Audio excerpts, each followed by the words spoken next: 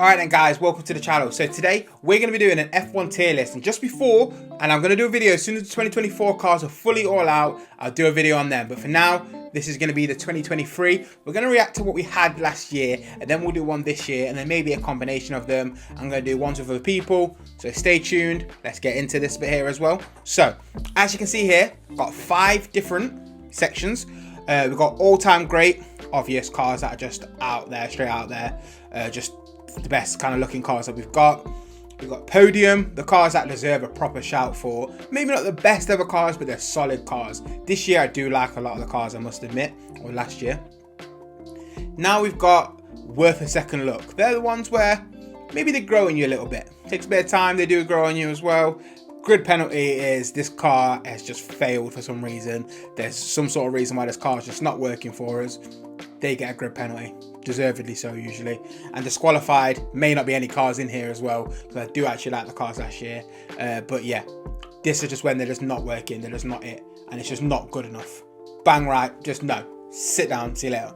So, we're going to start very simply. We've got the Haas. And now, with this Haas, I have to admit, I did not like this car. It felt very boring and stuff. But as the year kind of went on, I started to grow on it a little bit. So I think that's just a perfect example for worth a second look. I think it could be a little bit better, but I don't quite know what. So maybe I'm being harsh. A lot of people actually kind of like this car, so I think I'm going to be one of my only ones out there. But yeah, let's go there with that. Now we've got the Alfa Romeo. And if I'm honest, it is going into grid penalty. And I've got a very solid reason why. It's such a B-Tech Ferrari. The red isn't as nice. There's too much black on there. And I get that's what changes it from the Ferrari. But it just didn't work. And I know it's the Alfa red, I get it. But it just didn't hit that spot for me. I don't know why. But yeah, we're moving on. And honestly, the fact that they've changed now to Stake F1, which is a horrible name. But their car, spoiler, fan of their car. Now we've got the AlphaTauri, and now listen to me here when I tell you this. I don't like this car. This car is getting put in disqualified, and I've got a very solid reason why. For any of you football fans, you'll know this if I use this analogy as well. When you have a football kit and the team plays in white with blue shorts and red socks, it's grim. No combination of that ever works. I don't like it. That is why they're getting down here to me. Not a fan. It looks like when you forget your PE kit and you get slapped in a whole load of different random kit and you got to put one together. That's what it looks like. I'm not having that. That car for me, disqualified. Not a fan. Now listen. This car, the blue, perfect. I love the blue of this car. And if I'm honest, that takes it to all-time great for me. But the problem with this car, that Duracell thing on the top. Oh, it winds me up. I don't know why. And they do mix the tones of blue and it just ruins it. But to be honest, for now, it's just getting set into podium. If I want to change it after, I will. But I'm going to try to stick to my heart, my initial reaction and where it goes. Which brings me to this next car. What did I tell you about them blues? This blue, the Alpine, the main blue one with the pink. It is going in all-time great. I don't care what you say. That car is absolutely stunning. It's stunning. That car, no.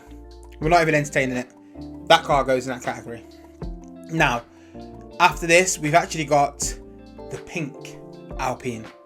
And I would happily put this one in all-time great. But there's just something about this car which doesn't make me feel as... Like that blue and pink contrast is just perfect. And I just think I'm going to put it behind the Williams.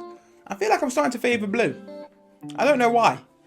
No reason for it. I just feel like something to do with these cars.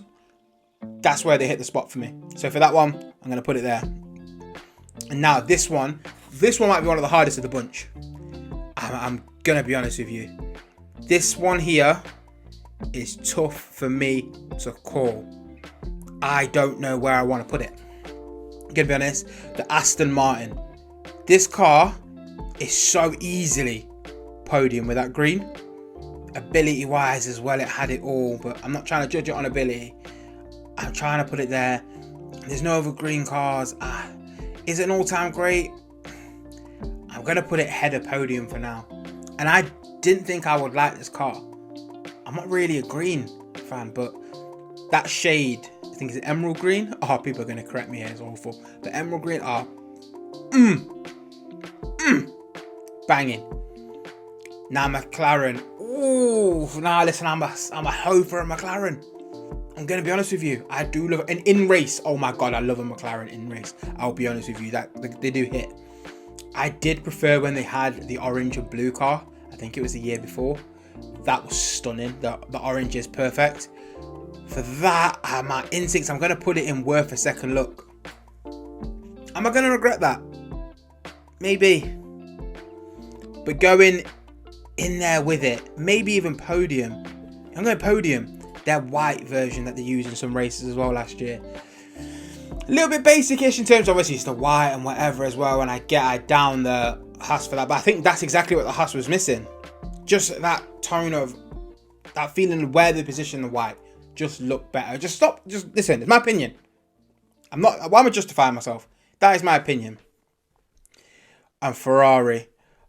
I want to put it in all-time great because I hate to say a Ferrari is anything less, but I think they slightly missed the mark on this one. And I'm going to put this Ferrari on podium with this list here. Ooh. Ooh, do you know what? I'm actually going to move the white McLaren down. I'm going to put it, I think it's just ahead of the Haas, but I think it's in worth a second look. If I'm honest. Yeah. And now we're going to move on. We're going to go to the Mercedes. And I actually am a big fan of the black Mercedes and that green line running through it. I just think they kind of didn't really wow me with it. And I want to put it in podium because I'm biased as fuck. So biased. But I'm actually going to put it at the head of worth a second look.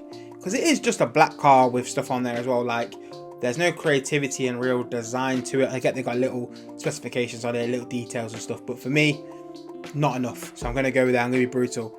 The Red Bull, I'm going to put in all-time great. And I'm going to put it there because I just can't do anything less for a car that is the most successful car. As I said, I'm a Mercedes guy, a Hamilton guy. So it hurts to say, but that car's just the greatest car of all time in terms of what it's achieved and stuff as well. Can't really down it. And I think just typically and absolutely beautiful. The colour of blue they use, that matted one as well, absolutely stunning. The Red Bull logo along the top, above the halo and everything as well. I think that's just stunning. And if I'm honest with you, Max Verstappen's got some of the nicest helmets as well to go with his car. So maybe that's swaying in my brain a little bit. But to be honest, yeah, I'm going to go with that. And then now we've got the Special Edition Williams here as well. And what do I want to do with this car?